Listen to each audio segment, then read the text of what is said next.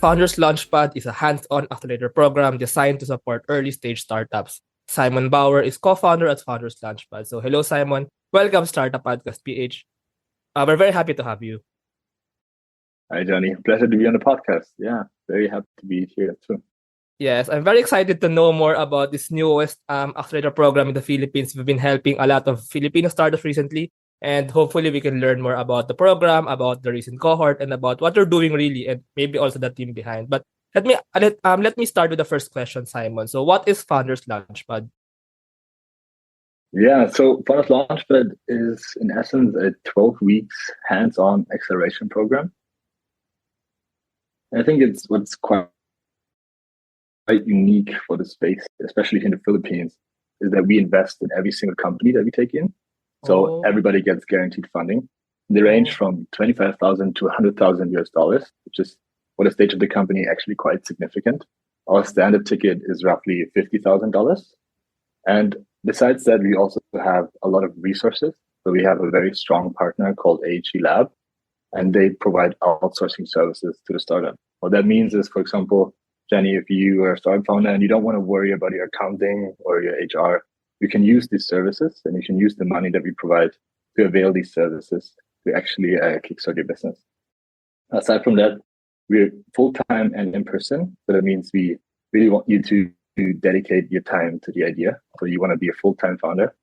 And to really facilitate this, we offer housing and co-working space. So that means even though you might not be based in Metro Manila, so you're in Visayas or Mindanao or somewhere else in the Philippines, you can still apply, and we will provide housing and a dedicated co-working space for you, which you can use during the time of the program. And beyond that, we have quality mentorship and basically a vibrant community. So we try to connect you with the ecosystem. You will meet a lot of people. We host a lot of events, and we really get you up to speed during these rather intense 12 weeks. That is pretty much Founders Launchpad in a nutshell. Yeah, it's actually very interesting. I think it's really hands-on with what you said. First, you actually help Filipino founders like really live in the community, live in Manila if they're not from Manila. And second, it's very interesting that you actually automatically like already invest in these startups. It's like giving also like a shared responsibility to how the startup will grow. So it's really like owning. It's like really like owning a part of them and really like having a responsibility to. I mean, because you share the incentive if the both of you grow together. But can we learn more about like the 12-week hands-on program? So what's this program all about? What do you teach? What do the startup founders get to learn? How do they maybe evolve in this program? And maybe aside from what you've said, maybe what do you think makes the program different maybe from other programs out there? Yeah, that's a great question. So how we operate in Founders Launchpad is we tailor fit the curriculum to your needs. So what that means is we do a pre-assessment before you join the program. So for example, you're very good at finance, you've been working in that space for a long time, but you have no experience in building a product. So we really shift the focus in our teaching towards your weaknesses and really support you in becoming a more well-rounded founder. So that means that every founder has their own curriculum. And how it looks on a day-to-day basis, the majority of the day-to-day sessions is taught by the Founders Launchpad team. So we really work with you basically 24/7 in the office and really do the day-to-day operations with you. But then we bring in domain experts to really facilitate the in-depth workshops. So we have roughly 20 partners, and they come in and facilitate these workshops. And these workshops basically cover a 360 degree on the startup system or in the startup space. So we start out with fundamentals like business research and really helping you validate the problem that you're trying to solve. And then we dive deeper into like, what's your business model? What's your pricing? But then we also teach some more hard skills like accounting, fundraising, and all the jargon that's relevant in that space. But we also dive deeper in like sales and marketing. So really every major domain, including also product development, UI, UX design, and branding. We have amazing branding workshops during the program. Really basically teach you and give you a glimpse of everything that's relevant for a startup. And in the end, we will present you on the demo day, which is a big event, basically the grand finale, if you want to call it like that. So that means that you will be pitching on stage at a fairly sizable event where we will then show you to a lot of investors, regionally, but also locally, to help you raise that next round and really kickstart your business to get really growing, basically. Yeah, I'm just curious, Simon, is this like an everyday? I mean, is it like an everyday program? I mean, do you work or do the founders like work every day? I mean, full time. It's every day full time. Yeah, that's I think also makes it unique because we have this workspace where every founder works together and Yeah. kind of grows in a community. It's a fun time also. The founders also bond between each other and help and exchange ideas and challenge each other's thoughts. And we also are there a long days and long nights. So yeah, it's really a full time thing.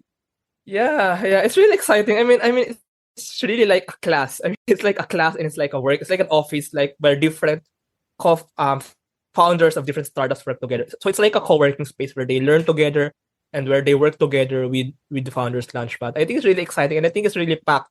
I mean, because hearing all these topics, usually startups, there are two like main domains you have to learn, like the tech part, the innovation part, like the product part, building the product part, and then next like the entrepreneurship part, the sales part, the marketing part. And I'm happy to hear that you're actually like inviting speakers or teachers or people who can help these startup founders learn in these two aspects. Now, knowing that it's really a very packed program, it's not surprising that there are 6 startups in the first cohort of Founders Launchpad. So I've actually interviewed a few of them already, and they will be also featured in the podcast. But I'll have you introduce them in this interview. So Simon, can we know about these 6 startups that's part of the first cohort of Founders Launchpad? Yeah, actually, like the first 6 was quite a diverse group of companies. So Founders Launchpad is by nature industry agnostic. So we take in every industry as long as people leverage technology to solve a problem. And the 6 companies that ultimately made it into the program are really in a lot of different spectrums of industries. So the first one is Item Count. It's a SaaS enabled AI, the cloud-based inventory and sales management software, focusing on franchise businesses and wholesalers and distributors. It sounds very boring, but it's actually a very exciting space. The second one is an ad tech company called KipUp. And KipUp is focusing on providing highly engaging learning materials to prepare for standardized exams. And they really did an amazing job because they managed to double the national passing rate for the civil engineering board exam, which is really, really exciting and kind of validated the hypotheses. And now they're branching out into different other standardized exams like the college entrance test and different exams in the future. The third one is Medsco. Medsco is an omni-channel pharmacy aggregator, basically making medicine accessible in the Philippines by opening up small supply hubs and small pharmacies, while also managing an online marketplace to order online the medicine and get it delivered within 2 hours to your home. The fourth startup is called Rasbin.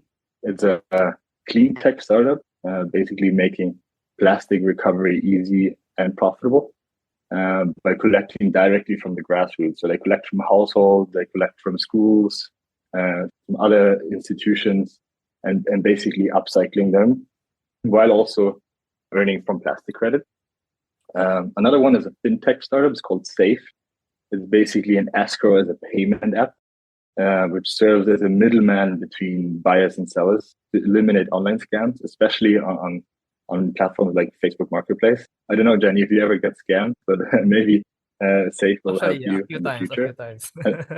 Oh, you did? Oh, yeah. Yeah, So it's you actually very definitely should take common. a look. Yeah. Yeah, that's Actually we saw already that's also it's a I checked massive out Safe. problem.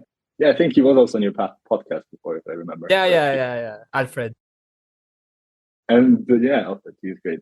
And lastly, Superfire. It's a marketplace for authentic collectibles, where Superfire also acts as a middleman by authenticating your sneakers, for example, and then shipping it securely to the buyer.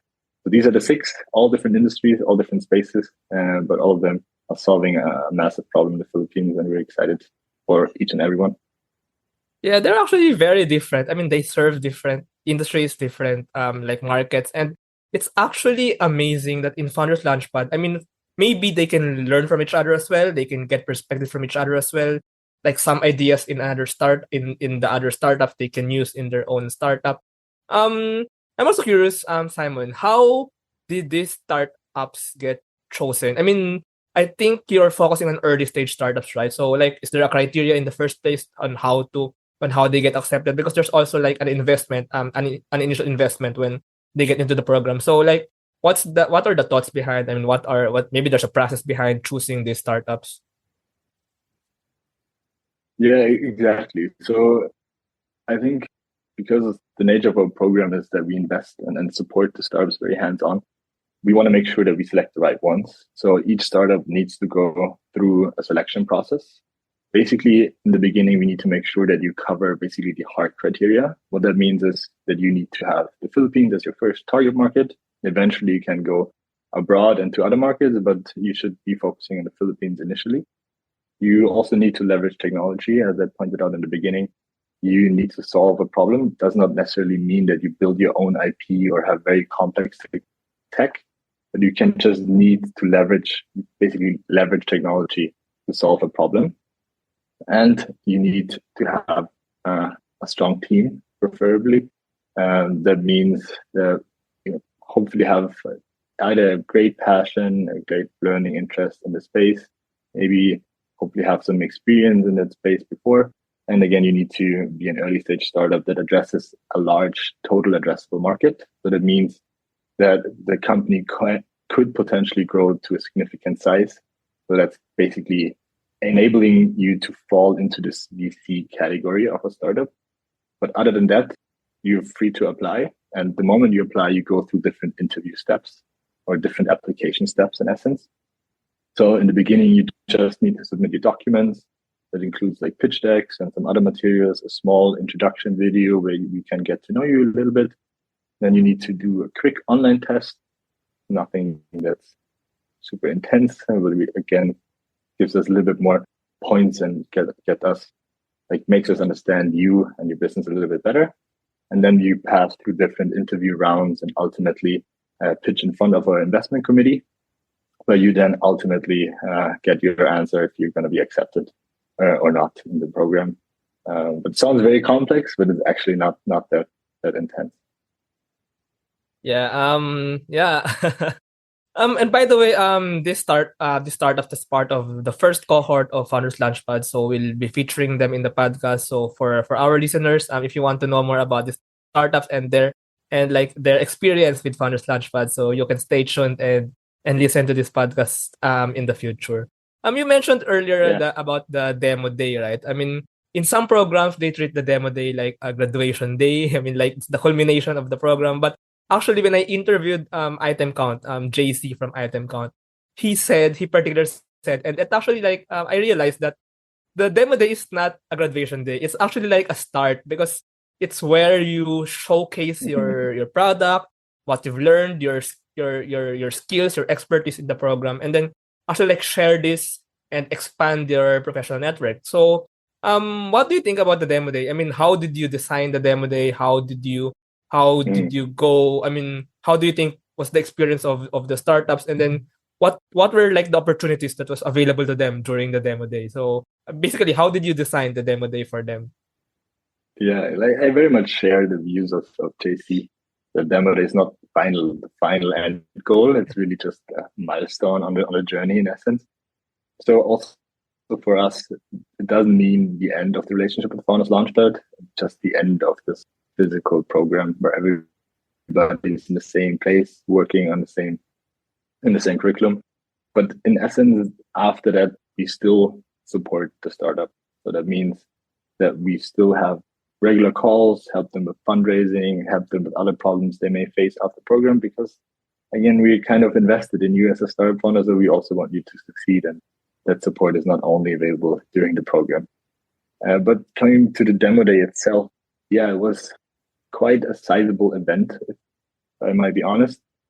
because like the Philippines is not experiencing these large startup events yet. And for that, I think we did a fairly good job. So we reached roughly over 300 participants where they came in. We had quite interesting networking opportunity in the beginning. We hosted a lot of sponsors who showcase their products. I think we had like 7 different booths, range from Google Cloud to Aspire from Singapore.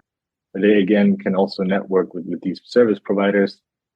And then the main event is obviously the pitches, where the startups had the chance to showcase their traction, what they're building, their vision, what they want to do. And we really curated an audience mainly comprised of investors locally, but we were very fortunate to also get some foreign investors who are interested in the Philippines, who are interested in local startups, come actually to the Philippines. They flew in, and we had venture capital funds attending from Singapore. We had some from Indonesia, but also from the US, who actually came to Manila to witness this demo day. At the same time, we also broadcasted online. So I was very excited that they actually showed up in person. So this is really a great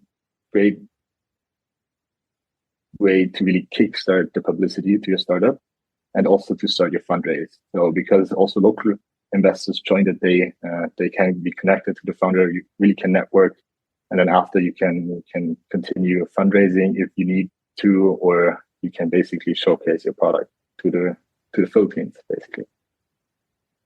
Yeah. Yeah.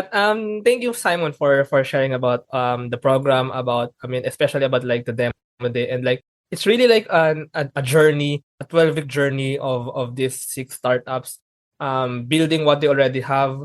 Actually, I've heard personally from them how they learned during the program, and how some of them like changed, pivoted their product, some of them like pinpointed their market, and some of them actually got a few fundraising investors.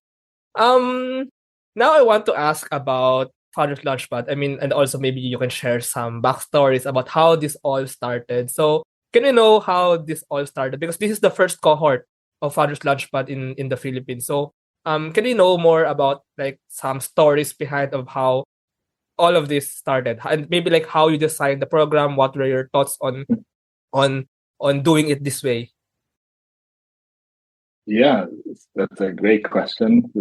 Long story short, so I'm not from the Philippines. I'm originally from Germany, born and raised.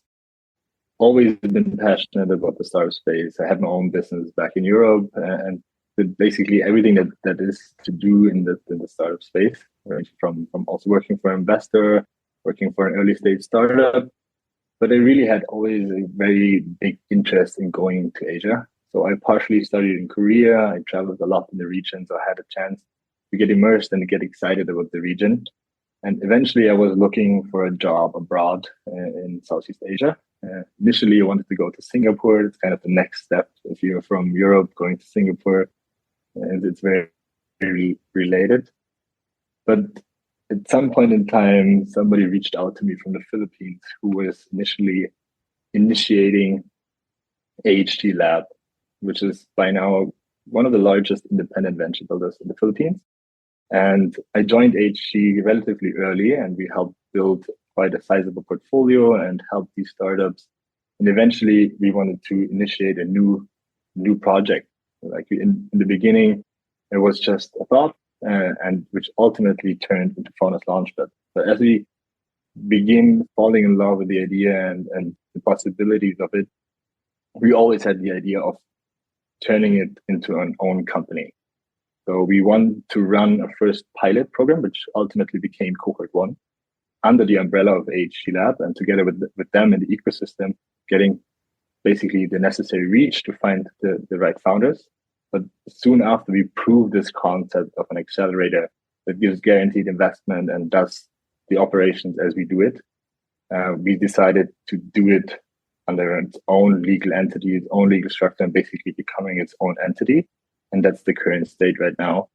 We still have a great relationship with AHG. We still work with our original partners, and they still have a great interest in our company, but it's now operating more and more on its own as an independent venture.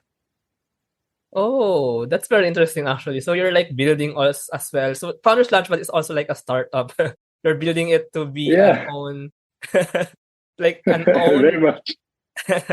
an own entity that I mean and like the main product is like the accelerator program. And maybe you have more to share in the future. So yeah, maybe later I'll ask about that, especially if we will have a next cohort, but later. So that our listeners can stay tuned. About the team. So of course you're not doing this alone. I mean you're not alone in doing this for the startup founder. So can we know more about the team? Are they a Filipino team and do you work all in the space in Makati, right? And or is it like a hybrid team as well? So can you know more about the team that's doing all of the things behind the program?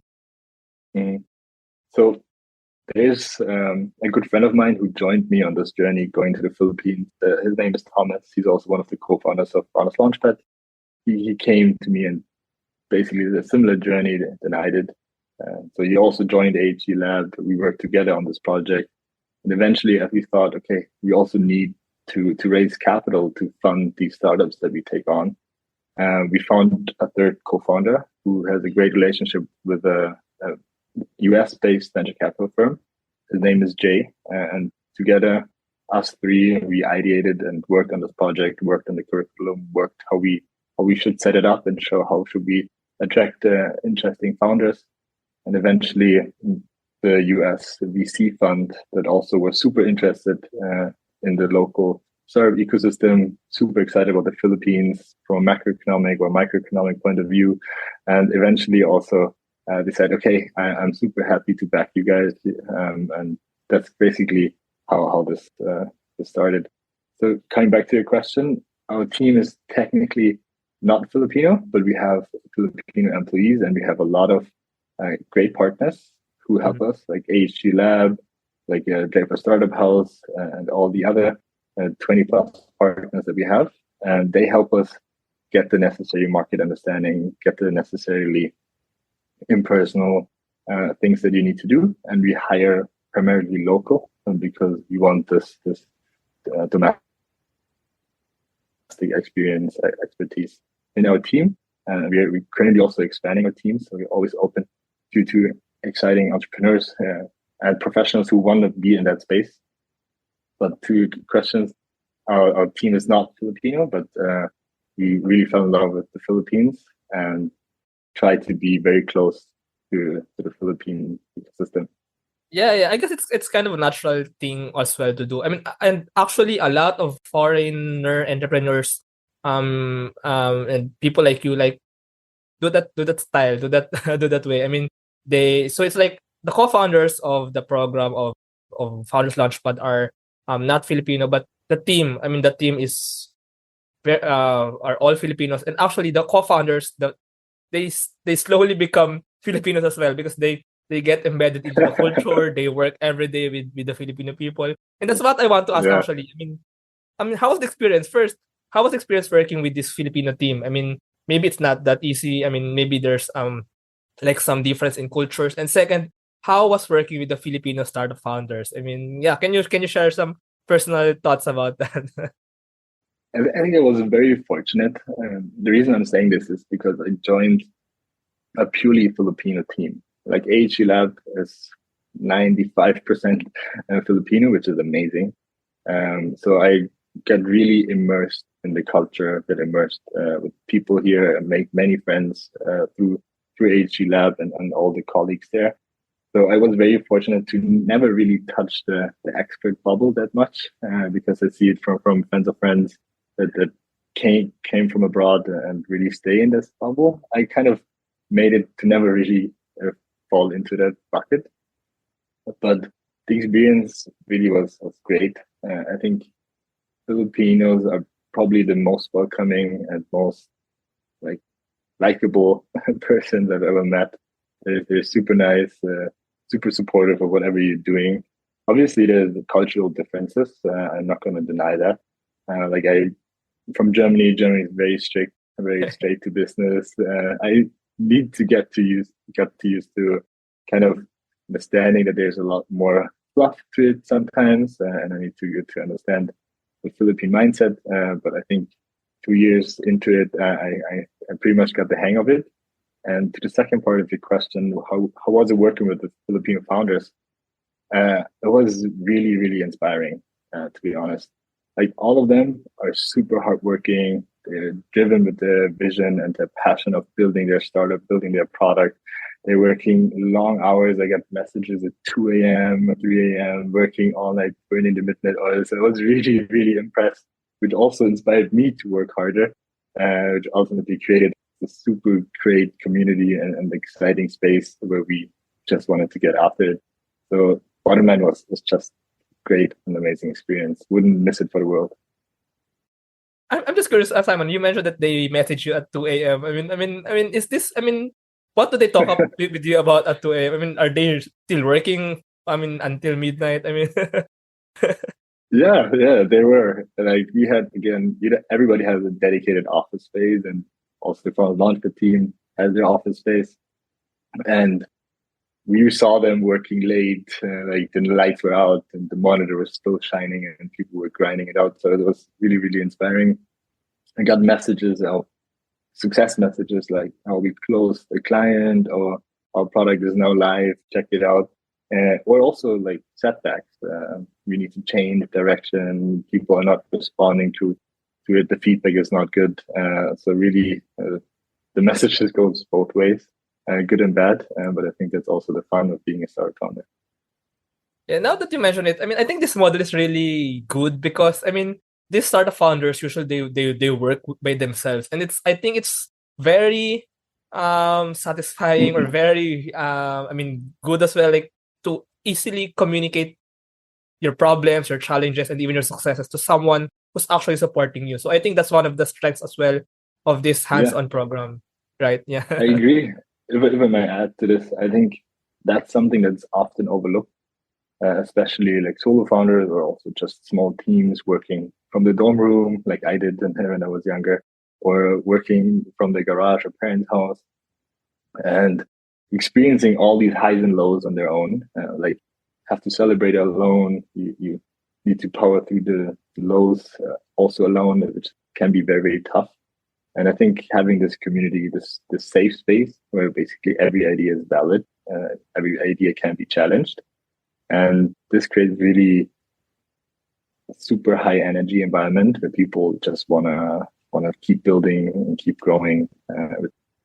I couldn't wish for a better experience. It's really fun. Yeah, it's actually more of an accelerator program. It's not just an accelerator program. It's also like, for me, it's also like you're how do I say it? I do not know how to say it. It's kind of unique. This model is kind of unique. It's like a studio as well that you like support these startups, these startup founders, and they also become like a part of your portfolio. So I think it's a really exciting model.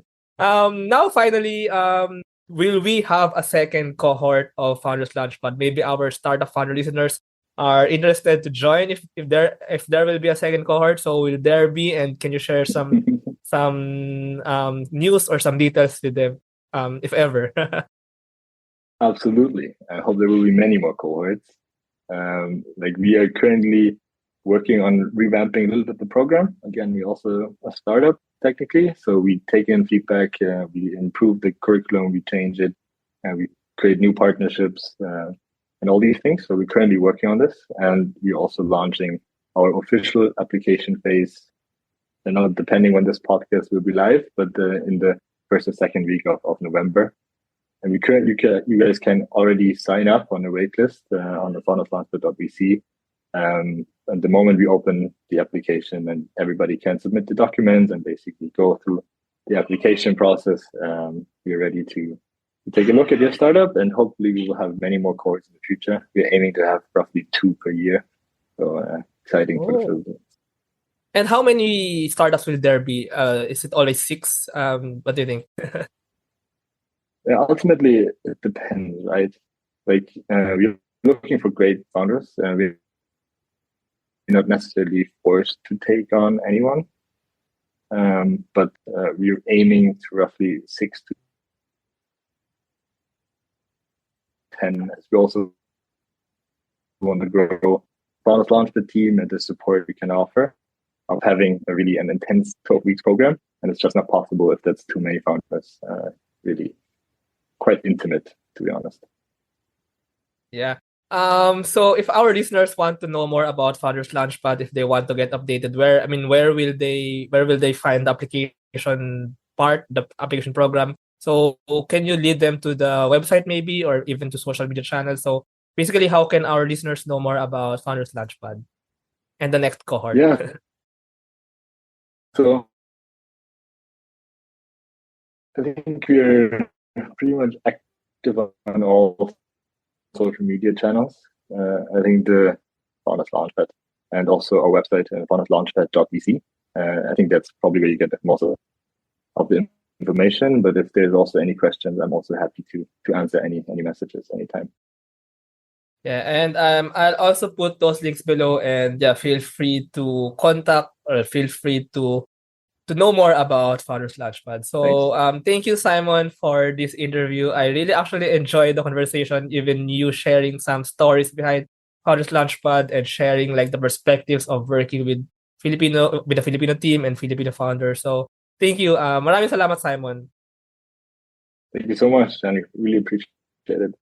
Thank you very much to our 32 patrons. This episode is super powered by TechShake, Asia's most active Philippine-based startup ecosystem builder creating bridges with investors, corporations, and governments. 1 CFO, tech-enabled CFO, bookkeeping, and tax services for startups and SMEs. Take 5 Outdoors, the best guided outdoor adventure tour in the Philippines. They specialize in hiking and mountaineering trips. Benjoy's Food Products, the home of premium bacon ends, tapa, and tocino. D-Buzz, Web3 microblogging app promoting freedom of speech and content ownership. Pinoy IP Works, capture your startup's value proposition through patent and trademark protection. Pocketworks, the leading enabler and only Internet of Things social enterprise in the Philippines. Looking for buy and sell online with Sigurado sellers. And NutriCoach, the all-in-one productivity tool for dietitians and nutritionists. This episode is powered by Pareto Consulting, AltSwitch, ePlayment, Tuala, and Hive Energy PH. AskLex PH Academy is our official e-learning partner. Get certifications on Lean Six Sigma, project management, data science, and many more. Support the podcast through the links in the description.